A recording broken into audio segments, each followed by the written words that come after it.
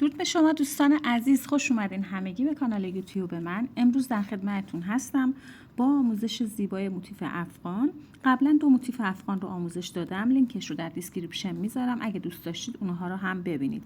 این یک موتیف مربع 17 سانتی متری هست با کانوای آکریل بافت و قلاب شماره 3 میل اون رو بافتم در 4 نوع رنگ و البته رنگ بندی کاملا سلیقه‌ای هست. خب بریم با هم آموزش رو داشته باشیم. قبل از اون ممنون میشم که ویدیو رو لایک کنید و کانال رو هم سابسکرایب داشته باشید. سپاس از همراهی همه شما دوستان عزیز. برای شروع بافتمون ابتدا یک حلقه جادویی میزنیم، یک زنجیر محکمش میکنیم، یک زنجیر هم میزنم برای شروع ارتفاع، قد ارتفاعم یعنی. میام درون حلقه با 4 بار نخ گرفتن یک پایه پفی میبافم. 1 2 3 و 4. تو یک مرحله 2 تا یکی اون رو انجام میدم و تکرارش میکنم. 1 2 3 و 4. به این صورت یک پایه پفی. درون حلقه جادوییمون باید 8 تا پایه پفی ببافیم. یک زنجیره هم که برای خود پایه پفی است که اون رو جمعش کنیم. خب 8 تاش رو کامل میکنم. در آخر رج 8 تا پایه پفی که بافتیم میایم بست میزنیم روی اولین پایه پفیمون. نخ حلقه رو هم حالا میتونیم خوب بکشیم، کارمون رو جمعش کنیم. یک زنجیره میزنیم و نخمون رو اینجا قطعش میکنیم. برای شروع رج دوم من با رنگ سبز انجام میدم. میخوام دوستان با 2 تا رنگ سبز ببافم. الان این رنگ سبز پررنگتر رو الان دارم استفاده میکنم. به صورت برجسته از رو میام یک پایه بلند میبافم دور یکی از پایه پفی ها. یک پایه بلند برجسته از رو، 1 2 3 زنجیره. تکرارش میکنم دور پفی بعدی. یک پایه بلند برجسته از رو، 3 زنجیره. به این روش توی این رج دور همه پایه پفیا یک پایه بلند برجسته از رو می بافیم و 3 تا زنجیره به عنوان فاصله میدیم و این الگو رو تکرار میکنیم به این صورت. و در آخر 2 4 6 8 تا پایه بلند برجسته از رو داریم، 8 تا فضای زنجیره‌ای. بست میزنیم روی اولین پایه بلند و یک زنجیره و نخمون رو اینجا قطعش میکنیم به این صورت. برای شروع رج سوم با رنگ کرم ادامه میدم. این رنگی هست که میشه رنگ زمینه بافتمون. یک گره زدیم سر قلابمون و دور یکی از پایه بلندها به صورت برجسته از زیر یک پایه کوتاه میبافم. 1 2 زنجیره میزنم. حالا میام بین این 2 تا پایه پفیا توی رج اول این فضا رو میگیرم، میارم بالا و 3 تا پایه بلند نیمه اینجا میبافم به این صورت و همه رو یکی میکنم. یک خوشه بافتم، 2 تا زنجیره. ببینید این فضای زنجیره پشت آزاد هستش. ادامه میدم دور پایه بلندم به صورت برجسته از زیر یک پایه کوتاه، 1 2 بله 2 تا زنجیره و این قسمت توی رج اول بین 2 تا پایه پفی ها رو میگیرم با 3 تا پایه بلند نیمه یک خوشه میبافم. همه رو یکی کردم. 1 2 زنجیره دور پایه بلندم به صورت برجسته از زیر یک پایه کوتاه، 2 زنجیره و به همین صورت دور تا دور بافتم این الگو رو تکرار میکنم. در آخر رج 2 تا زنجیرمون رو هم زدیم، بست میزنیم روی اولین پایه کوتاهی که بافته بودیم. برای شروع رج چهارم دوباره با همین رنگ ادامه میدم. یک زنجیره همونجا یک پایه کوتاه میبافم. توی فضای 2 زنجیره 3 تا کوتاه، 1 2 3. خوشه رو رها میکنم، میام توی فضای زنجیره بعدی 3 کوتاه، 1 2 3. روی پایه کوتاه هم یک پایه کوتاه، در فضای زنجیره‌ای تکرار میکنم 3 تا پایه کوتاه میبافم. توی این رشت خوشه ها رها میشن. توی فضا، همه فضاهای زنجیره‌ای 3 تا پایه کوتاه میبافم. روی خود پایه کوتاه هم یک کوتاه بافته میشه. خب و به این صورت کامل میکنم. خب رج رو که به انتها رسوندیم، یه بست میزنیم روی اولین پایه کوتاهی که بافتیم. بعد شورج پنجم با همین رنگ ادامه میدم، یک زنجیره، همونجا یک پایه کوتاه میبافم. 2 تا پایه بعد رو هم هر کدوم یک کوتاه، یعنی 3 تا کوتاه میبافم. 1 2 و 3. 2 تا زنجیره میزنم. حالا 4 تا پایه رو رها میکنم. 1 2 3 4. پایه بعدی میام با 3 تا پایه بلند نیمه، 1 2 و 3 یک خوشه میبافم. 1 2 زنجیره میزنم، 3 زنجیره میزنم، همونجا یک خوشه دیگه. ما توی این رج میخوایم کارمون رو به مربع، موتیف مربع تبدیل کنیم. 3 تا پایه بلند نیمه و یک خوشه. 2 تا زنجیره میزنم. 4 تا پایه رو رها میکنم. 1 2 3 4. پایه پنجم به بعد 5 تا کوتاه میبافم. 1 2 3 4 و 5. 2 تا زنجیره میزنم. 4 تا پایه رها. 1 2 3 4. رو پایه پنجم با 3 تا پایه بلند نیمه یک خوشه میبافم. یکی میکنم. 1 2 3 زنجیره، همونجا تکرارش میکنم، یک خوشه دیگه میبافم. 1 2 و 3. 1 2 زنجیره میزنم و الگوم دیگه تکرار میشه. ببینید من 2 تا گوشه بافتم رو کامل کردم. ادامه میدیم. 1 2 3 4. پایه رها روی پایه پنجم، یعنی از پایه پنجم شروع میکنیم. 1 2 3 4 و 5. 2 زنجیره میزنم. 1 2 3 4 پایه رها، از پایه روی پایه بعدی با 3 تا پایه بلند نیمه یک خوشه میبافم. 1 2 3 زنجیره میزنم و همونجا یک خوشه دیگر رو تکرارش میکنم با 3 تا پایه بلند نیمه. 2 تا زنجیره میزنم و به همین روش 4 پایه رها، 5 تا پایه کوتاه و الگو رو به این صورت تکرار میکنم. به آخر رج که میرسیم، خوشه آخر رو بافتم، 2 تا زنجیره زدم. 1 2 3 4 پایه رها، روی پایه پنجم یک کوتاه، بعدی هم یک کوتاه، 3 تا پایه کوتاه هم که اینجا بافتیم و بست میزنیم روی اولین پایه کوتاه، یعنی پایه کوتاه هامون تبدیل شد به 5 تا پایه کوتاه. یک زنجیره میزنیم و نخمون رو اینجا دیگه قطعش میکنیم. میشه شکل بافتمون تا به اینجا. برای شورج ششم با رنگ شماره 1 که نارنجی هست برای من الگو رو ادامه میدم.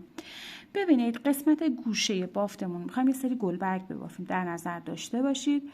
اولین خوشه بعد از گوشه بافت اینجا توی این رج رو به صورت برجسته از رو یک پایه کوتاه میبافم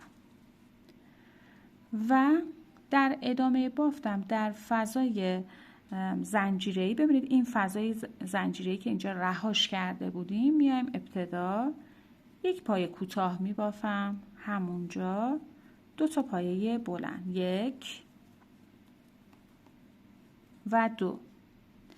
دور پایه برجستم به صورت برجسته از رو یک پایه دوبل میبافم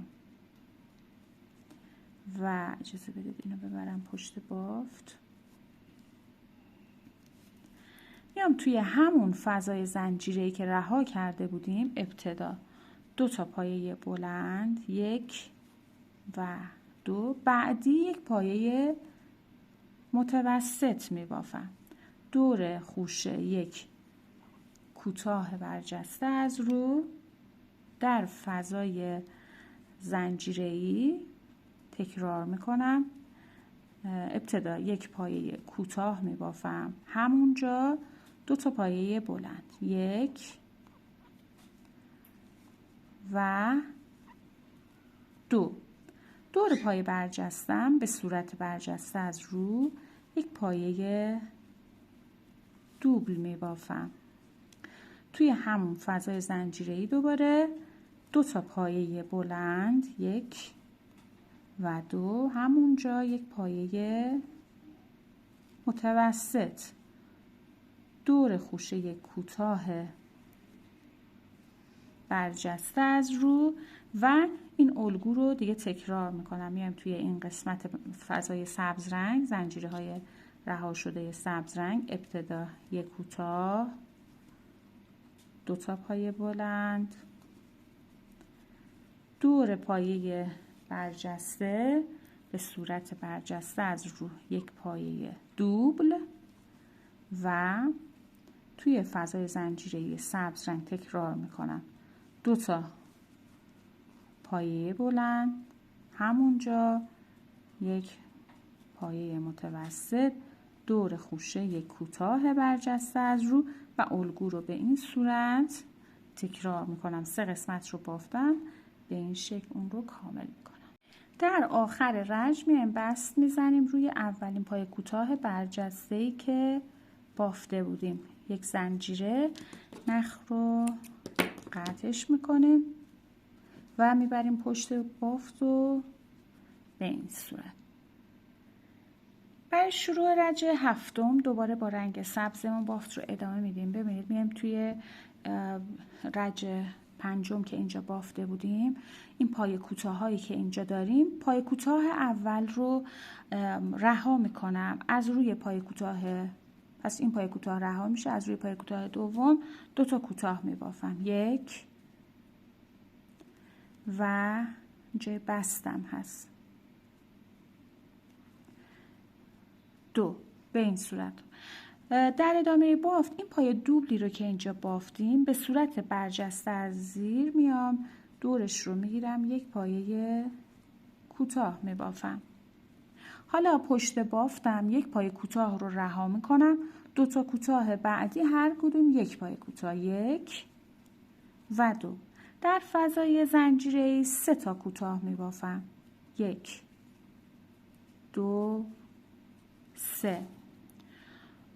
دور پایه پفی یک پایه کوتاه برجسته از رو میبافم. در دور پایه برجسته در فضای 3 زنجیره‌ای 2 تا پایه کوتاه، دور پایه دوبل برجستم به صورت برجسته از زیر یک پایه دوبل میبافم به این صورت و میام توی همون فضای 3 زنجیره‌ای 2 تا پایه کوتاه رو تکرار میکنم 1 و 2. دور خوشه یک پایه کوتاه برجسته از رو در فضای زنجیره‌ای 3 تا کوتاه 1 2 و 3. حالا روی پایه کوتاهام از اولین پایه شروع میکنم 2 تا کوتاه 1 و 2 و از این جای بافت درست مثل چیزی که بافتیم تکرار میشه. میام دور پایه دوبلم به صورت برجسته از زیر یک پایه کوتاه میبافم،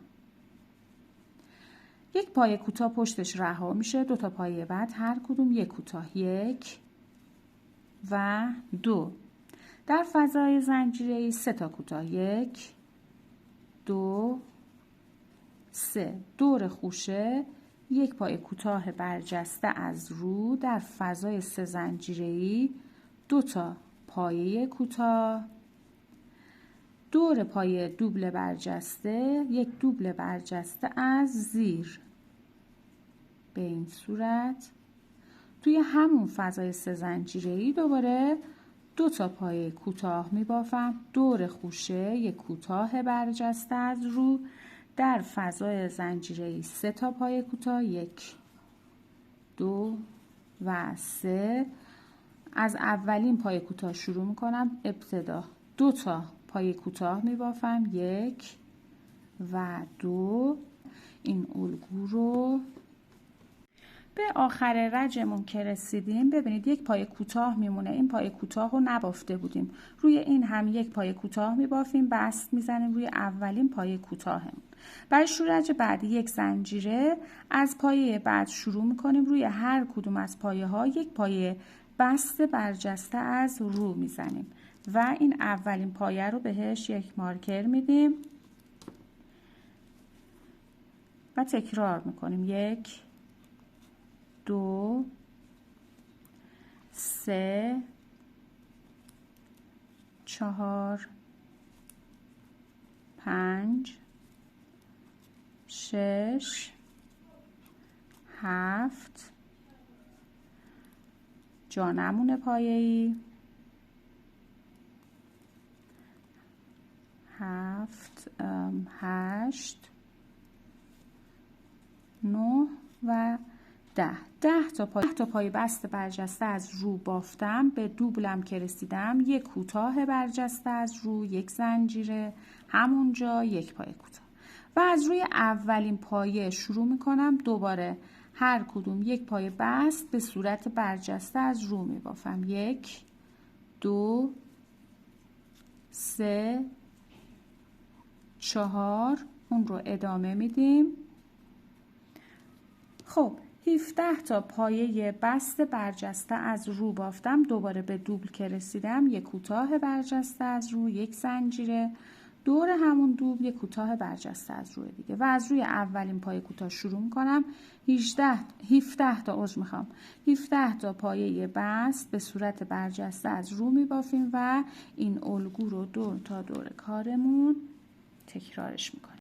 در آخر رج من 7 تا پایه بست هم از این قسمت گوشه بافتم. 7 تا که با این 10 تا بشه 17 تا و بست زدم روی پایه‌ای که مارکر بهش داده بودم. حالا برای شروع رج نهم دوستان میتونید اینجا مثل این کاری که من بافتم با رنگ سبز دومتون شروع کنید یا اینکه رنگتون تغییر بدید با رنگ گلبرگ ببافید. ولی من الان دارم یه هوا رنگ نارنجیم رو کم رنگتر انتخاب کردم و میبافم. بافت رو از روی این پایه کوتاهی که درست توی وسط ضلع بافتمون روی پایه برجسته هستش شروع میکنیم. منتها روی این پایه ها نه، میایم پشتش این 2 تا گندمی رو میگیریم، نخمون رو وصل میکنیم. 9 تا پایه کوتاه میبافیم. 1 2 3 4 5 6 7 8 و 9. ببینید 9 تا پایه کوتاه که بافتم، پایه بعدیش میشه این پایه دوبلمون. روی اون پایه هم یه دونه پایه کوتاه میبافم، یعنی از این قسمت تا به اینجا 10 تا پایه کوتاه که بافتم. حالا در فضای تک زنجیره‌ای میام یک پایه کوتاه میبافم و دوباره از پشت باف از پایه‌ای که ابتدا روی پایه دوبل بود دوباره یک پایه کوتاه همونجا میبافم. 1 الگو رو ادامه میدم. 2 3 18 میرسیم درست رو پایه‌ای که پایه دوبل هست میشه 19. یک پایه کوتاه در فضای زنجیره‌ای میبافم. دوباره از پشت باف شروع میکنم. همون پایه دوبلم که یک بار کوتاه بافتم یک پایه کوتاه دیگه میبافم و به همین روش الگو رو دور تا دور کارمون تکرارش میکنم. گندمی های پشت بافتمون هست. خب به این صورت میگیریم و کامل میکنیم. در آخر رج بست میزنیم روی اولین پایه کوتاهم. برای شروع رج دهم با همین رنگ ادامه میدم. یک زنجیره میزنم، همینجا یک پایه کوتاه میبافم. 2 تا پایه بعد رو رها میکنم. 1 2 رها. پایه بعدی با 4 بار نخ گرفتن یک پفی میبافم. 1 2 3 و 4. توی یک مرحله 2 تا یکیش رو انجام میدم. یک زنجیره میزنم و همونجا تکرار میکنم یک پفی دیگه. 1 2 3 4. 2 تا یکیش رو انجام میدم. یک زنجیره میزنم. یک بار دیگه تکرار میکنم. 1 2 3 و 4. 3 تا پای پفی بافتم و در ادامه 2 تا پایه رو رها میکنم. 1 2 رها. پایه بعدی یک پایه کوتاه میبافم و در ادامه 2 تا پایه رها میشه. 1 2 رها. پایه بعدمون میایم بافت رو تکرار میکنیم. 1 2 3 و 4. 2 تا یکیش رو انجام میدم. یک زنجیره میزنم. یک بار دیگه تکرار. 1 2 3 4. 2 تا یکیش رو انجام میدم. یک زنجیره میزنم. حالا میام روی پایه بعدی که میشه این پایه‌ای که تو فضای زنجیره‌ای بافتیم. 3 تا پایه پفی اینجا میبافم، بینشون یک زنجیره فاصله است. 1 و پفی دوم،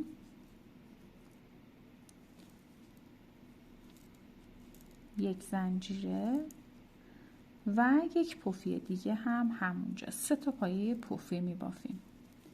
پفی ها 4 مرحله با 4 بار نخ گرفتن. به این صورت روی هم این قسمت 1 2 3 4 5 تا پایه پفی بافتیم که توی گوشه ها این الگو باید تکرار باشه و در ادامه بافت 2 تا پایه رو رها میکنیم. 1 2 رها. پایه بعد یک پایه کوتاه، 1 2 پایه رها. پایه بعد تکرار میکنم با 4 بار نخ گرفتن یک پایه پفی میبافم و یک زنجیره میزنم یک پایه پفی دیگه همونجا یک بار دیگه میبافم. 1 2 3 و 4. یک زنجیره تکرار یک پفی دیگه. 1 2 3 4. یک پایه پفی، 1 2 پایه رها. بعدی یک پایه کوتاه، 1 2 پایه رها. بعدی تکرار میکنم با 4 بار نخ گرفتن یک پایه پفی، یک زنجیره میبافم. به این صورت 2 بار دیگه اینجا تکرارش میکنم. به این صورت که بافت رو تکرار کردیم 2 تا پایه رها میشه. بعدی یک پایه کوتاه میبافم. 2 تا پایه، 1 2 پایه رها. پایه بعدش میام یک پایه پفی دیگه اینجا میبافم. به همون روش یک زنجیره، یه زنجیره که برای خودش هست و یک بار دیگه تکرار میکنم. گوشه دوم بافتمون هست. 2 تا پفی تو یک پایه میبافم. تو پایه بعدی که میشه پایه کوتاهی که تک بافته شده بود تو فضای زنجیره گوشه، الگو رو تکرار میکنیم با 4 بار نخ گرفتن یک پایه پفی میبافیم. 2 تا زنجیره 2 بار دیگه اونجا تکرارش میکنم. خب ببینید به این صورت گوشه دوم بافتمون رو هم با 5 تا پایه پفی تکمیلش کردیم. 2 تا پایه رها میشه. پایه بعدی یک پایه کوتاه میزنیم، 2 پایه رها. در پایه بعدی شروع به بافت پایه پفی میکنیم. 3 تا پایه پفی میبافیم که بینشون 2 تا زنجیره فاصله هست و به همین صورت دور تا دور الگومون رو کامل میکنیم. در آخر رجمون 2 تا پایه میمونه رها میشه و بست میزنیم روی اولین پایه کوتاهمون، یک زنجیره و نخمون رو اینجا دیگه قطعش میکنیم.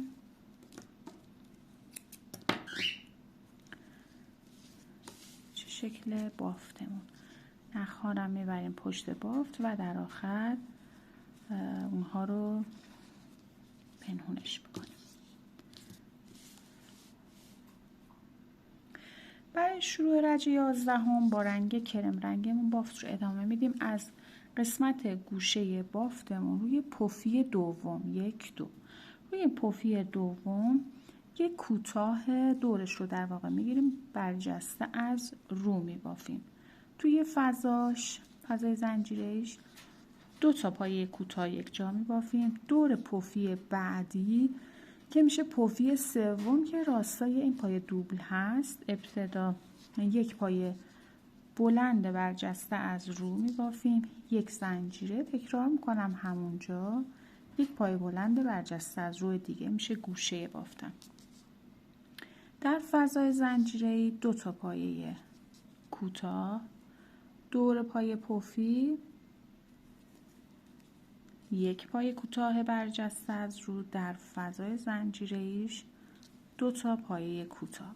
حالا اینجا میام دور پفی آخر یک پایه بلند برجسته از رو نیمه، دور پایه کوتاه یک پایه بلند برجسته از رو نیمه، دسته ستایی پفی بعدی اولیش یک پایه بلند برجسته از رو نیمه، همه نخام رو یکی میکنم، یک خوشه اینجا بافتم. در فضای زنجیره‌ایش 2 تا پایه کوتاه، دور پفی یک کوتاه برجسته از رو، پفی آخر پایه کوتاه و پفی اول از دسته بعد دوباره با هم یکی میشن. ابتدا توی این فضا 2 تا پایه کوتاه هم رو هم میبافم. دور پفی آخر از این دسته یک پایه بلند برجسته از رو نیمه، دور کوتاه هم به همین صورت و پفی اول هم یک پایه بلند برجسته از رو نیمه، همه رو یکی میکنم. در فضای زنجیره‌ای 2 تا کوتاه، دور پفی وسط یک کوتاه برجسته از رو، در فضای زنجیره‌ای 2 تا پایه کوتاه و دوباره اینجا بافت خوشه رو تکرار میکنم با 3 تا پایه بلند نیمه که به صورت برجسته از رو بافته میشه و همه رو یکی میکنم. در فضای زنجیره‌ای 2 کوتاه، دور پفی یک پایه کوتاه برجسته از رو، در فضا 1 و 2، دور پایه پفی بعدی پایه پفی وسط و سومی هست، یک پایه بلند برجسته از رو، یک زنجیره، همونجا یک پایه بلند برجسته از رو میبافیم و الگوی بافت رو به این صورت تکرار میکنیم. تو فضا 2 تا پایه کوتاه، دور پفی کوتاه برجسته از رو، 2 تا پایه کوتاه و 3 تا پایه رو با هم هر کدوم یک پایه بلند برجسته از رو نیمه و همه رو با هم یکی میکنم، یک خوشه میبافم.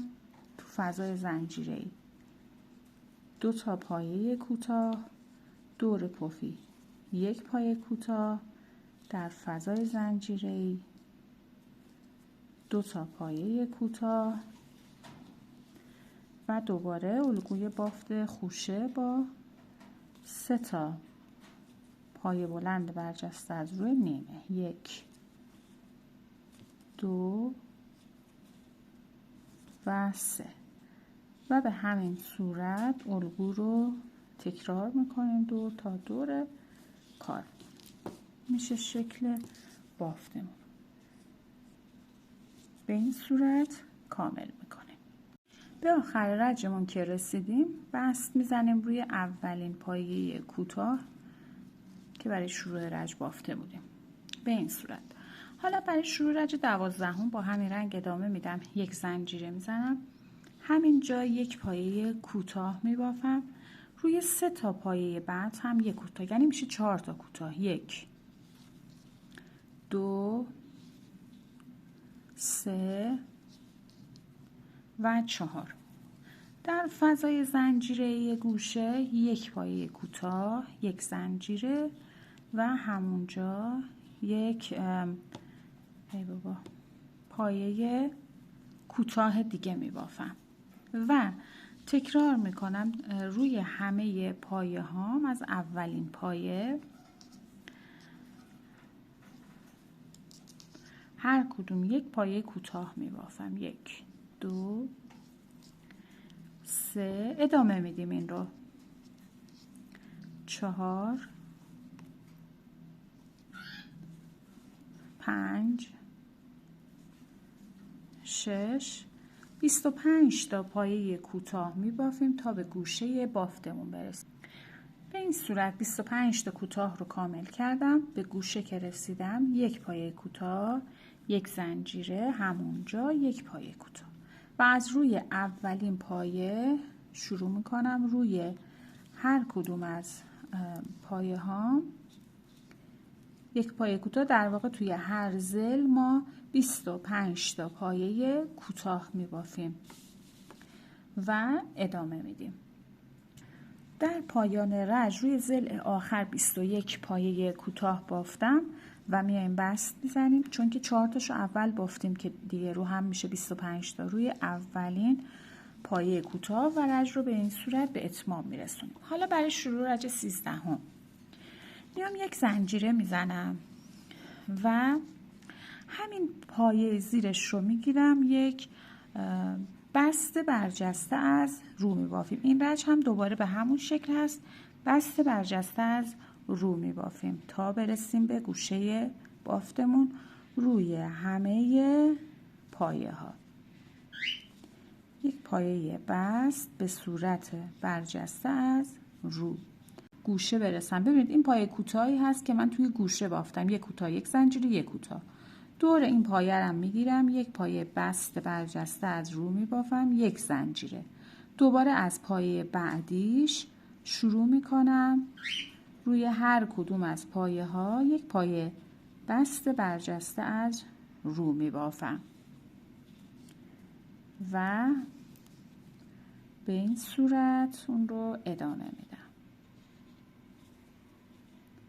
پس توی میخوام فضای زنجیره گوشه ما دیگه بافتی نمیزنیم. توی گوشه روی پایه هاش هر کدوم یک پایه بست میبافیم و یک زنجیره هم بینشون میزنیم. به این صورت اون رو ادامه میدیم تا به گوشه دیگه بافتمون برسیم. به این شکل ادامه بدیم تا به گوشه. دوباره به گوشه بافتم که رسیدم، ببینید یک کوتاه، یک زنجیره، یک کوتاه دارم. دور پای کوتاه رو میگیرم، پای کوتاه اول یک پایه بست میزنم، یک زنجیره، پای کوتاه بعدیش رو هم میگیرم تو همون فضای گوشه، یک پایه بست دیگه میبافم و ادامه میدم از روی پایه بعدی روی هر کدوم از پایه ها به همین صورت پایه بست به صورت برجسته از رو بافته شده. به این شکل اون رو ادامه میدم و رج رو به همین صورت به اتمام میرسونم. به این شکل کامل کنیم. در آخر رج بست میزنیم روی اولین پایه‌ای که بافتیم. میتونستید اول رج هم یک پایه بست بهش بدید، پایه مارکر روز میخوام که راحت تر پیداش کنید. به این صورت بست زدیم و نخمون رو قطعش کردیم. پشت بافتم که هنوز تمیزکاریش رو انجام ندادم. برای شروع رج 14 با رنگ سبزمون که این رج رو باهاش بافته بودیم ادامه میدیم بافتمون رو. از فضای زنجیره گوشه میام نخم رو وصلش میکنم، یک پایه کوتاه اینجا میبافم و روی بقیه پایه ها دوتا لوپ در واقع گندمی پشت بافتمون رو میگیریم و روی هر کدوم یک پایه کوتاه میبافیم تا برسیم به قسمت گوشه بافتمون که 27 تا پایه کوتاه داریم. به این صورت گندمی پشت بافت است. ببینید این صورت زنجیروار اینجا باقی میمونه روی بافتمون. تکرارش میکنیم. به این صورت ادامه میدیم تا به گوشه برسیم. به این صورت به فضای زنجیره گوشه هم که رسیدم میام یک پایه کوتاه، یک زنجیره، همونجا یک پایه کوتاه دیگه میبافم و الگوم رو تکرار میکنم. گندمی پشت رجم هست، میگیرم روی هر کدوم از پایه ها یک پایه کوتاه میبافم و این الگو رو توی 3 قسمت دیگه بافتم تکرارش میکنم. در واقع توی هر 4 ضلع به همین صورت ادامه میدیم. بافت رو کامل میکنیم. به گوشه که رسیدیم یک پایه کوتاه، یک زنجیره، یک پایه کوتاه بافت رو کامل میکنیم. در آخر رنج در فضای زنجیره ابتدای بافتمون که یک کوتاه بافته بودیم یک کوتاه دیگه میبافیم، یک زنجیره و بست میزنیم روی اولین پایه کوتاه و یک زنجیره و نخم رو اینجا قطعش میکنم. به این صورت میشه شکل بافتم تا به اینجا. برای شروع رنج 15 با رنگ سفید از فضای زنجیره تک زنجیره گوشه نخ رو وارد میکنیم، یک پایه کوتاه میبافیم و از روی اولین پایه لوپ پشتی رو میگیریم روی هر کدوم یک پایه کوتاه و توی این ضلع روی 29 تا پایه لوپ پشتی هر کدوم یک پایه کوتاه میبافیم و به این صورت الگو رو ادامه میدیم تا به گوشه بافتمون برسیم. پس روی پایه ها هر کدوم یک کوتاه لوپ پشتی به این صورت. خب ادامه میدیم بافت رو تا به گوشه برسیم. به این صورت 29 تا پایه کوتاه بافتم.